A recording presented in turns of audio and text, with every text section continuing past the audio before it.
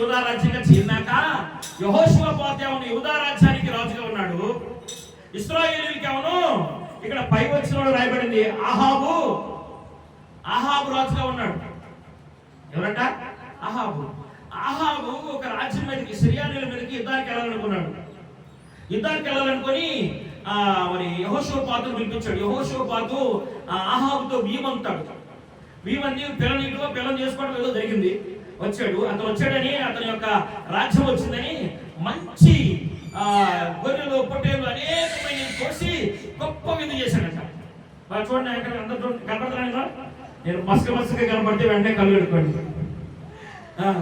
అయితే ఏంటంట, 1000 మంది పిల్లని పుచ్చుకోవడం జరిగింది. తర్వాత ఆయన వచ్చాడని చెప్పి ఈయన కూడా వచ్చాడు. కానీ గొప్ప విందు చేసి ఒక మాట అడిగాడు. ఆయన ఏమనంటే, నేను పలానా వారి మీద యుద్ధానికి వెళ్ళాలనుకున్నాను, నాకు తోడు వస్తావా అని అడిగాడు. ఎవరు?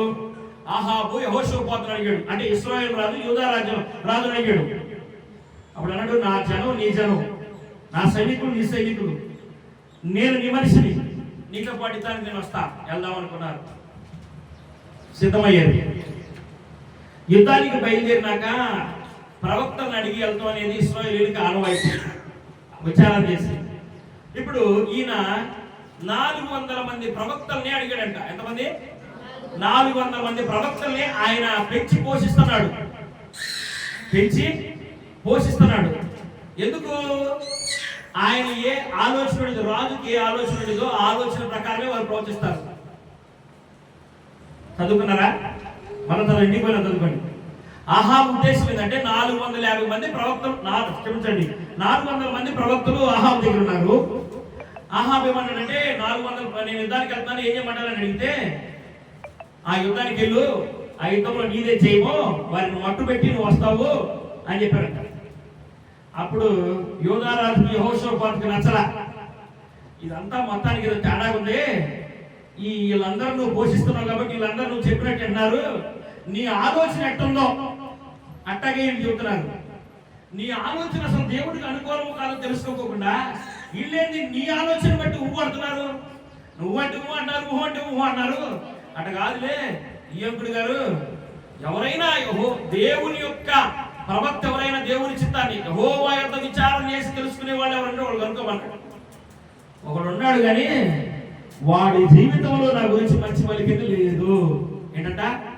వాడి జీవితంలో మంచి పలికింది లేదు. నేను ఒకటి ఉద్దేశిస్తూ వాడు ఒకటి చెప్తున్నాడు.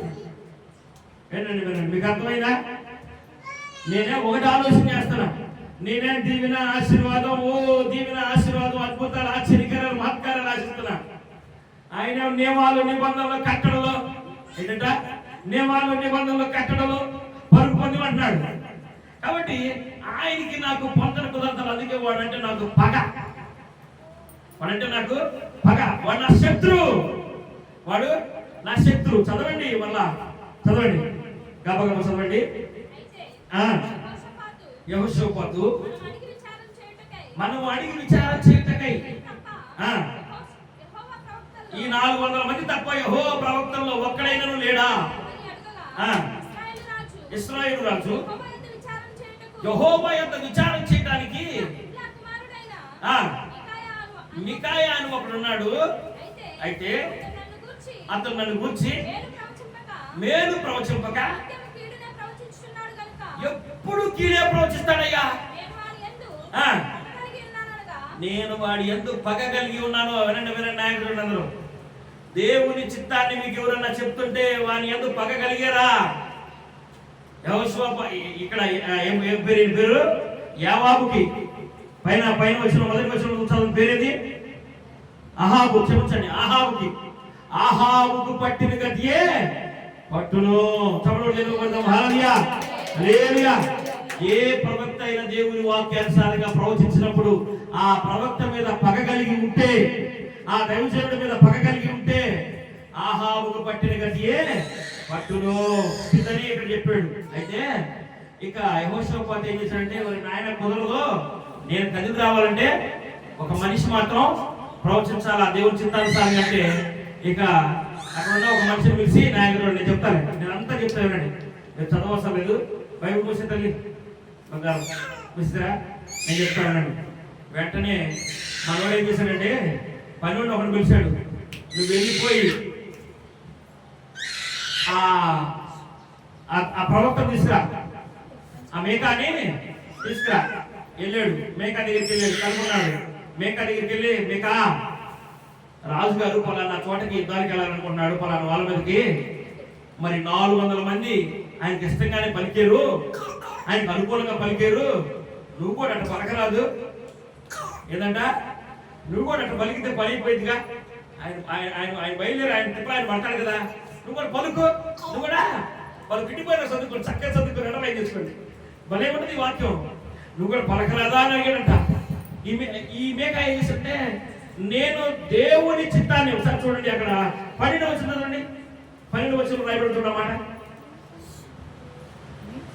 మేకయాను పిలుచుటకు పోయి దూత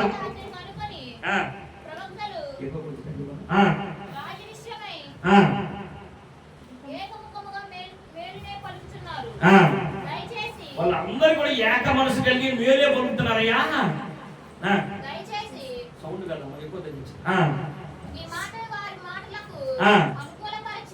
నీ మాట వారి మాటలకు అనుకూలపరిచి మేలునే ప్రవచించు.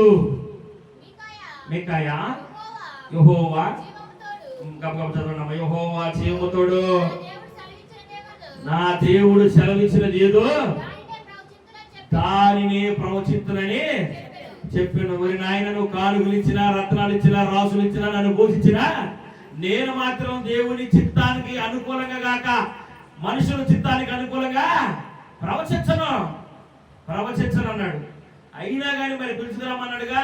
ఇక్కడ ఏమన్నా బాగా రుద్దాడు, చెప్పాడు పనివాడికి ముందుగా, నేను నాయన నువ్వు వెళ్తున్నావు కదా పిలుచుకురావడానికి, వాడికి చెప్పు, ఈ 400 మందికి ఎన్ని కానుకలు ఇచ్చాను, వీళ్ళని ఎలా పోషిస్తున్నాను, వీళ్ళని ఎలా సంరక్షిస్తున్నాను, వీళ్ళకి అన్ని నేనే చూసుకుంటా కదా, అట్లాగే ఆయన కూడా నేను చూసుకుంటా, ఆయన నేను చెప్పినట్టు వినమను అని చెప్పాడు. ఈ పనివాడు పోయి అదే అడిగాడు. ఆయన ఏం చెప్తున్నాడు, నేను వచ్చానంటే దేవుని చిత్తాన్ని తప్పనిచ్చి మనుషుల చిత్తాన్ని నేను నెరవేర్చను. దేవుడు ఏది చెప్పాడు అది మాత్రమే నేను చెప్తా. వచ్చాడు, అడిగాడు, ఏమి మీకా ఎలా ఉన్నావు, బాగున్నావు? బాగున్నానయ్యా రాజా. సరే, నేను పలానా చోట యుద్ధానికి వెళ్తున్నాను, నేను అహోషోపాతు, మనం మేము వెళ్ళొచ్చా? ఎల్లు విజయమే, ఎల్లు విజయమే నీకు అని నవ్వాడంట. ఒక నవ్వు నవ్వాడంట, నాకు ఇలాగ నవ్వాడంట. నవ్వగలే, నేను ఎన్నిసార్లు చెప్పాను యథార్థం పలకమని అన్నాడంట. యథార్థం కావాలా? యథార్థం అయితే చెప్తాయినో. ఇశ్రాయేలు ప్రజలందరూ యుద్ధానికి పోయిన వాళ్ళందరూ అరణ్యంలో పడి, ఎడారుల్లో పడి, లేకపోతే మైదానంలో పడి దిక్కులేని వాళ్ళకి లేక పారిపోతున్నారు. రాజు చనిపోయాడు, దిక్కులేని వాళ్ళకి లేక పారిపోతున్నారు అని చెప్పాడంట. చదువుకోండి అక్కడ, చూస్తారా? 16 చూడండి, 16. అతడు కాపరు లేని గొర్రెల వలెను ఇశ్రాయేలు వారందరూ ఏంటంట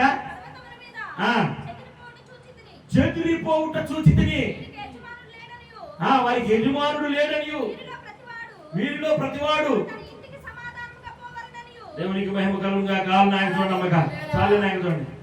ఏమన్నారు మరి, నాయన రాజుగారు తెచ్చిపోయాడు, ఇక మనం ముందు మన ప్రాణాలు కాపాడుకుందాం, మనం మూలం పదండి రాని ఎవరి కాళ్ళు పారిపోతాం నేను చూశాను అంటున్నాడు. అది దేవుని దగ్గర నుంచి వర్తమానం అంటున్నాడు.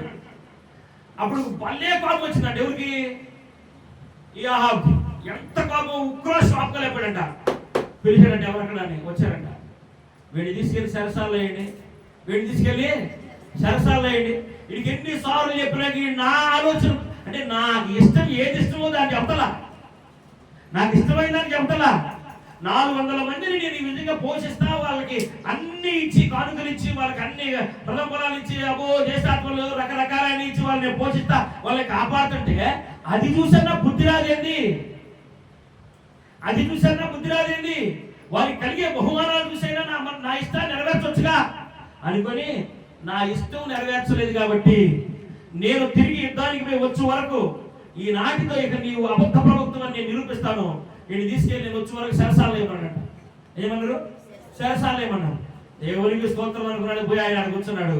ఈయన ఏం చెప్పాడంటే, ఏది ఏమైనా వాడు చెప్పేది మాత్రం దేవుని వాక్యమే. అంటే దేవుని మాటలనే చిన్న నమ్మకం గురుండి అందరూ యుద్ధానికి బయలుదేరి యెహోషువ పాత్ర అన్నాడు, నేను ఇశ్రాయేలీ రాజులు వస్తే ముందు బాగా నా మీద వేస్తారేమో, నేనేం చేస్తానంటే మారు వేషంలో వస్తా. ఏంటంట చదువుకోండి, ఇప్పుడు మారు వేషంలో వచ్చి యుద్ధానికి వస్తాను, నువ్వు మాత్రం ముందు వరుసలో ఉండి యుద్ధం చేయాలంట. సరే యుద్ధానికి వెళ్ళారు, యుద్ధం జరుగుతూ ఉంది.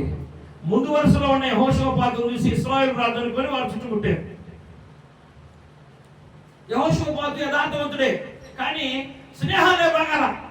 ఏంటంట స్నేహాలే బాగాల, యథార్థవంతుడే కానీ స్నేహం బాగాల. సరే ఎప్పుడైతే చుట్టుముట్టాడో ఇక నా పని అయిపోయింది అనుకున్నాడు. అయ్యా నేను ఇశ్రాయేలు రాజును కాదయ్యా, నేను యెహోషువ పాత్రని, నేను పలానా. సరే నువ్వు బారా బాబా తప్పించారు ఆయన. తప్పించి ఇప్పుడు నేను ఒక మాట చెప్తా చూడండి. ఇప్పుడు ఇక్కడ 33 వచ్చి చదవండి. 33 వచ్చి చదవండి. అప్పుడు ఒకడు బాగా చదువుకోండి, అండర్లైన్ చేసుకోండి. ముందు 33 వచ్చిన భాగం అండర్లైన్ చేసుకోండి.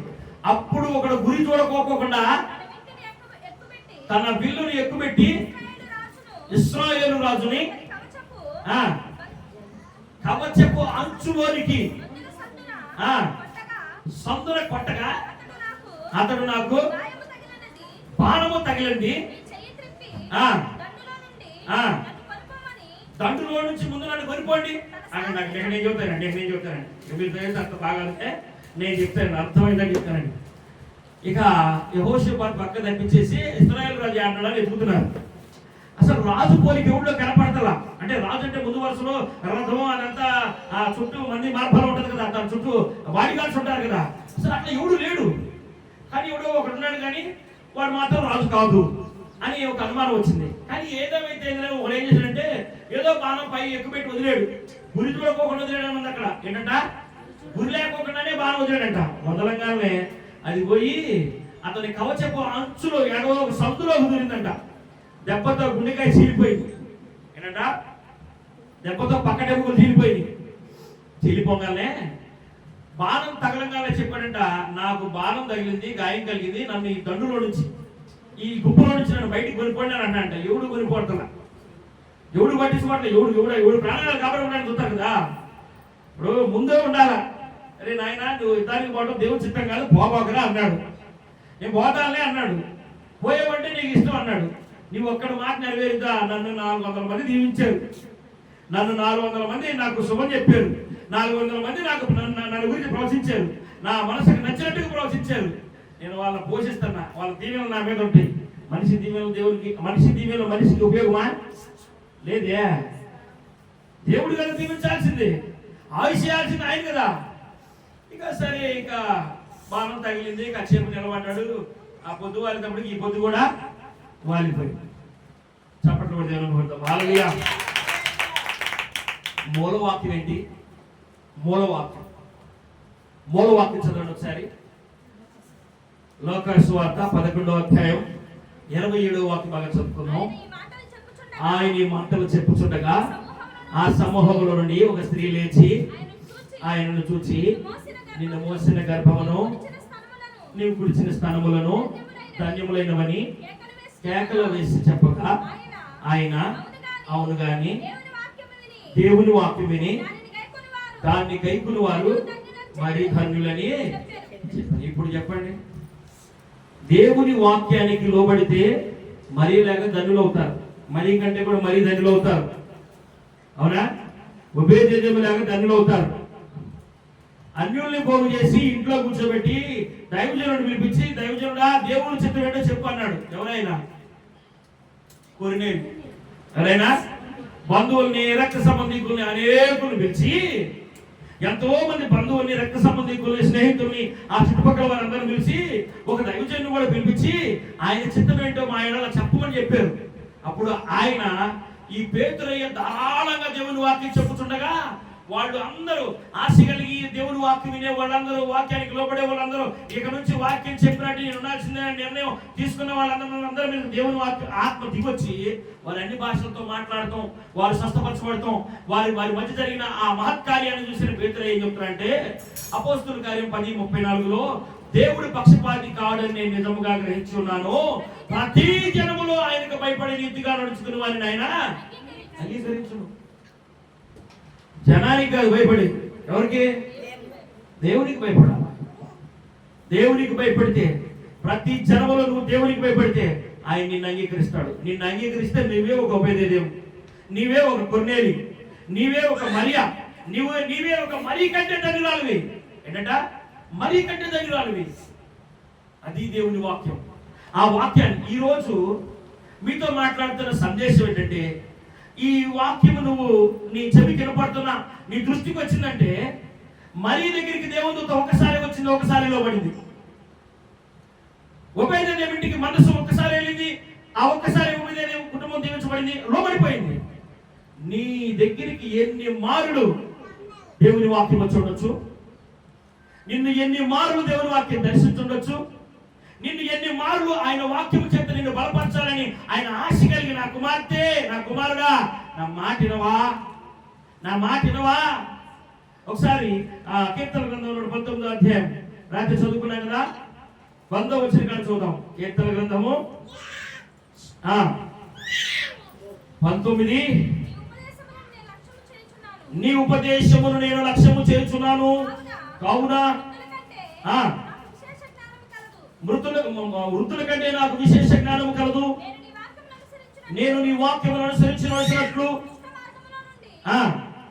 దుష్ట మార్గములో నుండి నా పాదములు తొలగించుకొనుచున్నాను.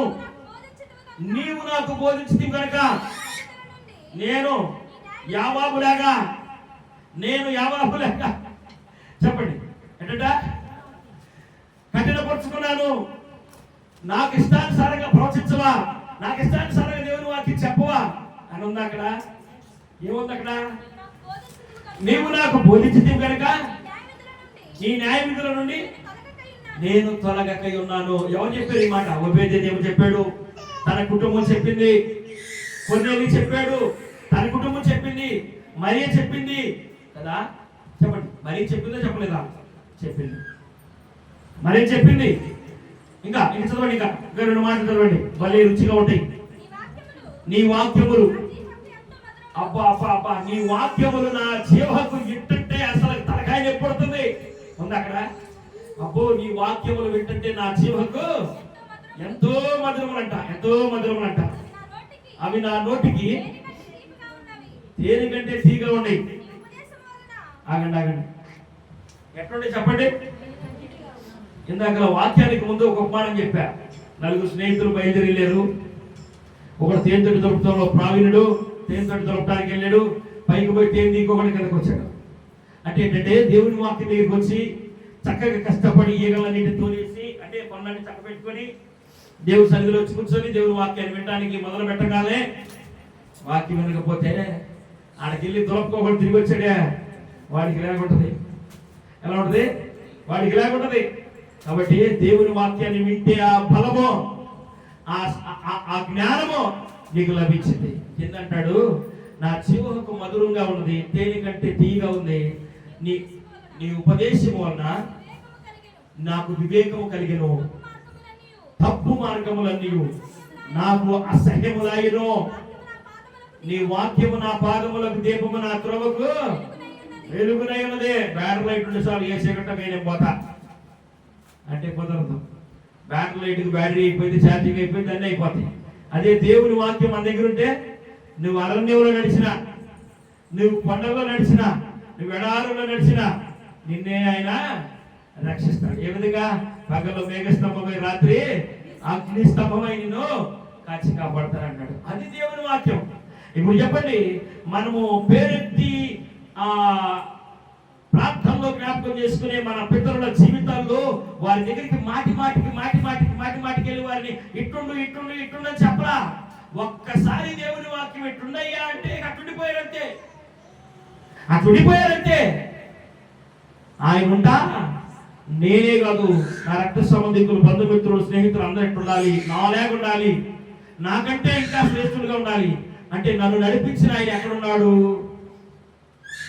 నా మాట నన్ను నడిపించిన ఆయన ఎక్కడున్నాడు? దైవజనుడు ఎక్కడున్నాడు? పోయి పిలుచుకురండి, పోయారు, పేతురుని పిలుచుకొచ్చారు. కొన్నేళ్ళు 10 మందిని కూర్చోబెట్టి చెప్పాడా? చెప్పు అమ్మా, నేను చెప్తానే కూర్చోండి అని చెప్పాడా?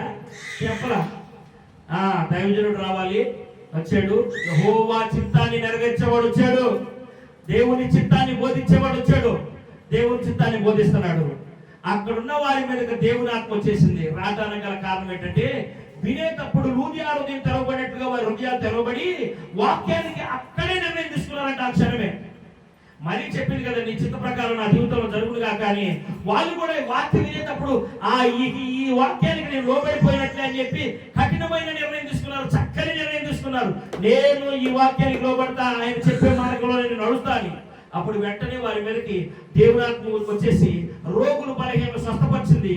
వారు అనేక భాషలు మాట్లాడు వారిగా వారిని దేవుని ఆత్మతో నింపేసింది. అది చూసిన పేతురు చెప్తున్నాడు, ఆ 34వ వచనంలో దేవుడు పక్షపాతి కాడు అని.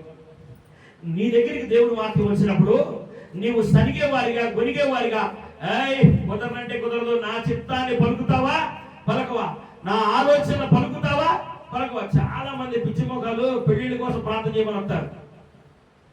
చాలా మంది పిచ్చి మొఖాలు పెళ్లిళ్ళ కోసం ప్రార్థన చేయమని వస్తారు. ప్రార్థన చేస్తాం, ఇది దేవుని చిత్తం, ఇది దేవుని చిత్తం కాదు. ఏదో సరే చెప్పాడు. చెప్పినాక ఏముంటుందంటే, ఈ వ్యక్తి దేవుని చిత్తానుసారంగా బ్రతికితే సంసారం బాగానే ఉంటుంది.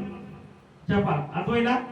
అట్లా కాకుండా ఈయన చెప్పాడు కదా, యెహోషాపాతుకి ఇయ్యకుడు ఎవరు, ఆయన పేరేంటి చెప్పండి. చూడండి చూడండి చూడండి, మరోసారి చూడండి. నా అనుమానంగా చెప్తున్నారు, చూడండి. అహాబు నా ఆలోచన ప్రకారం అని చెప్పి ఆయన పరిగెత్తాడు. కీడు కొని తెచ్చుకున్నాడు, మరణం కొని తెచ్చుకున్నాడు, శాపం కొని తెచ్చుకున్నాడు.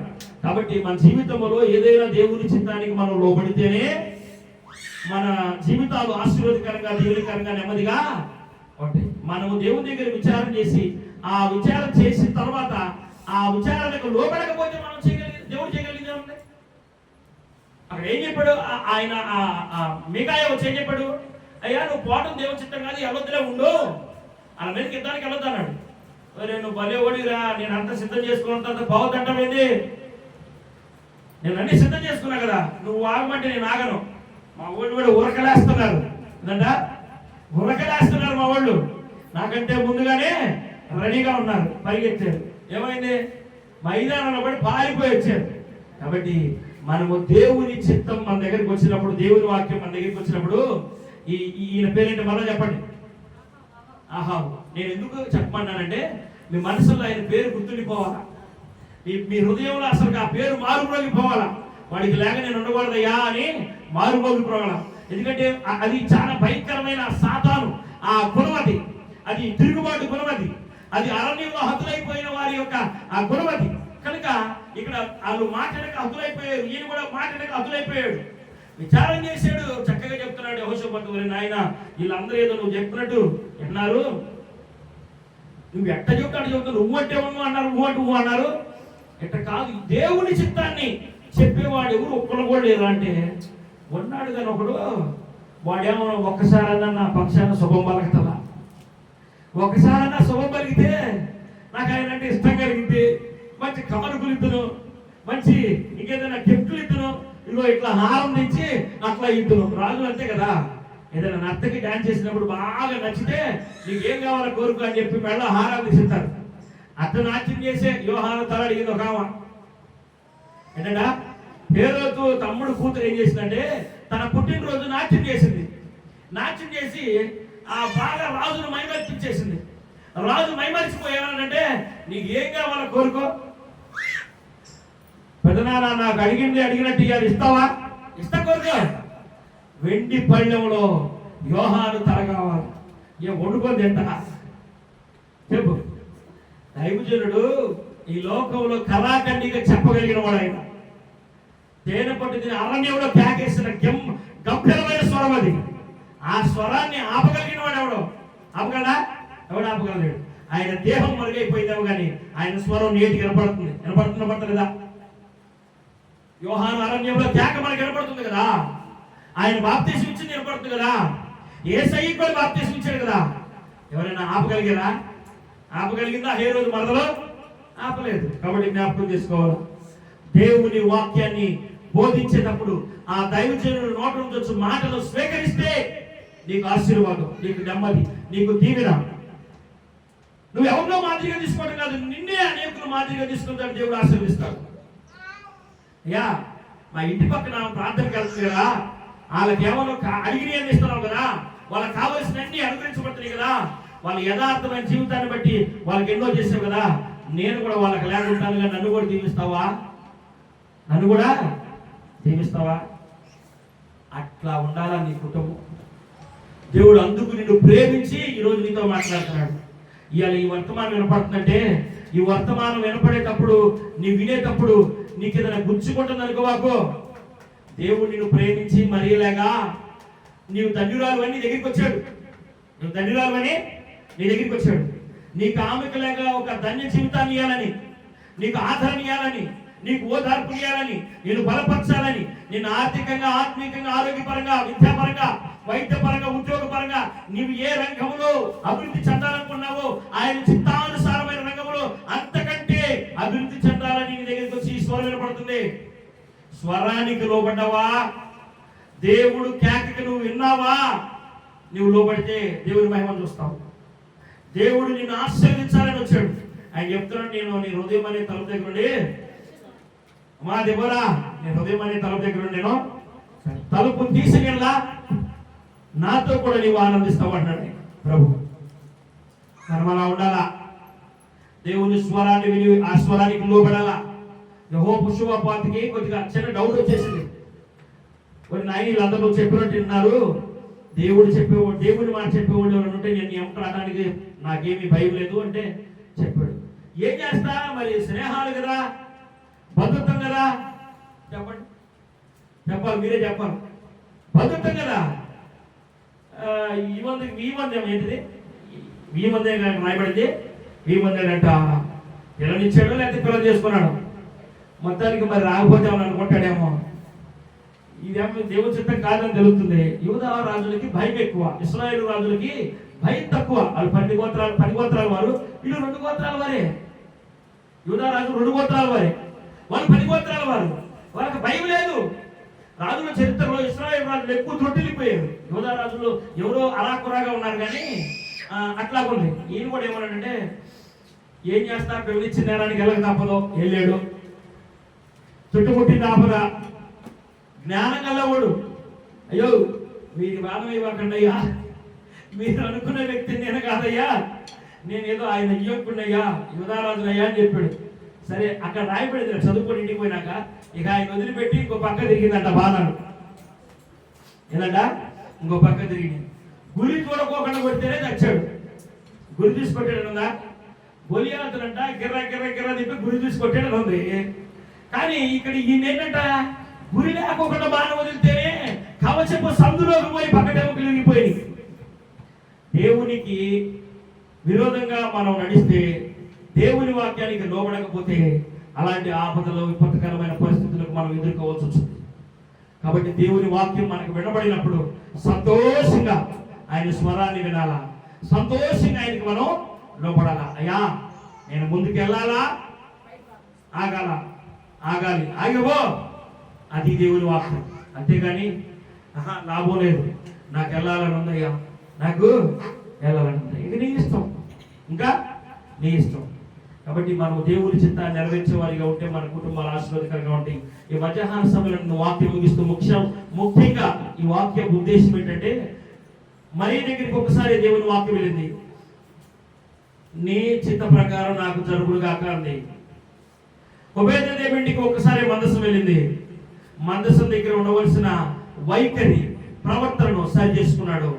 అందుకని ఒబేదెదోము కుటుంబం ఆశీర్వదించబడింది. నేటి వరకు వారు మనకి మార్గదర్శకులుగా ఉన్నారు. కొన్నేలి కుటుంబం, భక్తుల జీవితాలు ఎన్నో కుటుంబాలు అలా లోపడ్డాయి, వారు ఆశీర్వాదకరంగా ఉన్నాయి. కాబట్టి నీ దగ్గరికి పలుమార్లు వారి కంటే నిన్ను ఎక్కువ ప్రేమించాడు. కాబట్టి నీ దగ్గరికి ఎన్నో మార్పులు వచ్చి, అమ్మా నేను చెప్పినట్టు వింటావా, నేను చెప్పినట్టుంటే నువ్వు కోరుకున్న దానికంటే మేలైన ఆశీర్వాదాన్ని నీకు ఇస్తా, మేలైన నెమ్మదిని నీకు ఇస్తా. మనుషులు నీకు అండగా ఉంటారో ఉండరో నీకు తెలియదు, కానీ నేను నీకు అండగా ఉంటా, నేను నీకు అండగా ఉంటా, నేను నీకు ఓదార్పుగా ఉంటా, నేనే నీ బాధ్యత తీసుకుంటా. ఓ నాకు అన్ని ఉండయి, నేను పోయి ఎత్తుకుంటా, నువ్వు వెతుక్కుంటే రేపు తప్పదు పెద్ద పెద్ద శోధనలు కదా. కనుక దేవా నీ చిత్తం చొప్పున నన్ను నడిపించవా అంటే ప్రతీది కూడా ఆయన నీకు మేలైన దాన్నే తీసుకొస్తాడు. ఏమన్నానంటే ఆయన, మీరు మీ పిల్లలకి మీరు చెడ్డవారేంటి మంచి నీకు అంటున్నారు కదా, మీరు ఏమైనా చేపలు అడిగితే పావునిస్తారా? రొట్టెని అడిగితే రాత్రినిస్తారా? చెప్పండి, ఇస్తారా? ఈ కదా మీ పరలోకపు తండ్రి అంతకంటే శ్రేష్టమైన ఈవును మీకు ఇవ్వాలనుకుంటున్నాడు. మీరు ఊహించే వాటికంటే మంచి నెమ్మది కలిగిన జీవితాన్ని మీకు అనుగ్రహించాలనుకుంటున్నాడు. సంతోషకరమైన జీవితాన్ని మీకు అనుగ్రహించాలనుకున్నాడు. కనుక మనం స్థిరపడ్డాము, ఆత్మీయతలో స్థిరపడ్డాము, సంఘంలో స్థిరపడ్డాము, బాప్తిసం తీసుకొని చాలా కాలం అవుతుంది అని మనకి భక్తి గర్వం రాకూడదు. అలాంటి అంటే దేవుని వాక్యానికి లోబడని మనసు మనకు రాకూడదు. ఇక్కడ ఈ రాజుగా నియమించిన తర్వాత ఈయన ఒక్కసారైనా దేవుని మాట ఇవ్వలేదంట. ఏంటంట? ఒక్కసారి కూడా ఇవ్వలేదంట. ఒక్కసారి కూడా ఇవ్వలేదని దేవుడు చెప్తుంటే ఈయనేమన్నాడు? ఒక్కసారైనా నాకు ఇష్టమైంది పలుకుతాడేమో అనుకున్నాను అంటున్నాడు. ఒక్కసారైనా నాకు ఇష్టం, నీకు ఇష్టమైంది ఆయన పలుకుతాడు. నీ ఆలోచన వేరు, నీ తలంపులు వేరు. నీ ఆలోచన వేరు, నీ తలంపులు వేరు. నీకులాగా నేను వస్తే నేను దేవుడు కాదు, నీకులాగా నేను వస్తే దేవుడు కాదు. నిన్ను హత్తుకొని నిన్ను తీసుకొచ్చి నేను నిన్ను తడవకోకుండా మేలైన చోట నీకు ఎండ దెబ్బ తగలకోకుండా రాత్రి వెర్రి దెబ్బలు తగలకోకుండా నేను కాచేవాడిని, నేను కాపాడేవాడిని. నేను నాతో పాటు నువ్వు నడువయ్యా అంటే నేను ఎట్లా నడుస్తాను? నడవను అంటాడు. కాబట్టి మరి మంచి వర్తమానం, సంతోషకరమైన వర్తమానం. దేవుడు నిన్ను ప్రేమించాడు, నీకు శుభము కలుగును గాక అన్నాడు. ఈ మధ్యాహ్న సమయంలో నీకు శుభము కలుగును గాక నీ పేరెత్తి చెప్తున్నాడు. వాక్యం నీకు వినపడుతుందంటే నీ కుటుంబానికి శుభం కలగాలనే. నీవు కనుక మరీకలాగా లోపడితే నీకు శుభం కలగాలి, నువ్వు ధన్య జీవితం, నువ్వు ధన్య జీవివి అని ప్రభు నిన్ను ప్రేమించి ఈరోజు మాట్లాడుతున్నాడు. కనుక దేవుని వాక్యానికి లోబడి ఆయన ఇష్టానుసారమైన జీవితాన్ని జీవించి ఆయనకి ఇష్టడుగా ఉండి ఆయన మహిపరిచే వారిగా ఉండి ఆయన ద్వారా కనపరచబడదు గాక. ఆమేన్, హల్లెలూయా, హల్లెలూయా. తల వంచని ప్రార్థన చేసుకుందాం, తల వంచని ప్రార్థన చేసుకుందాం. కొద్ది నిమిషాలు ప్రార్థన చేసుకుందాం. విన్న వాక్యాన్ని బట్టి దేవుడు మనతో మాట్లాడిన విధానాన్ని బట్టి మనం ప్రార్థన చేసుకుందాం. దేవా, ఇప్పుడు వరకు ప్రభువా నైనా నేను నీ మాటకు లోబడలేదయ్యా. అయ్యా, నీవైతే వారినైతే ఒక్కసారి దర్శించవయ్యా, నన్నైతే వాక్యం ద్వారా పలుమారు దర్శించవయ్యా. కానీ నేను వాక్యాన్ని నెవరు వేసుకునే స్వభావం, అవలంబించే స్వభావం, నాయన వాక్యానికి లోబడే స్వభావం, వాక్యాన్ని నెరవేర్చే ఆలోచనలు, ఆ స్థిరమైన ఆలోచన రావట్లేదు ప్రభు అని మనం సపరీక్ష చేసుకొని ప్రభుత్వం అంటుకట్టబడదాం, ప్రభుత్వం అంటుకట్టబడదాం, ప్రభుత్వం అంటుకట్టబడదాం. ప్రార్థన చేసుకుందాం. కొద్ది నిమిషాలు ప్రార్థనలో ఉందాం.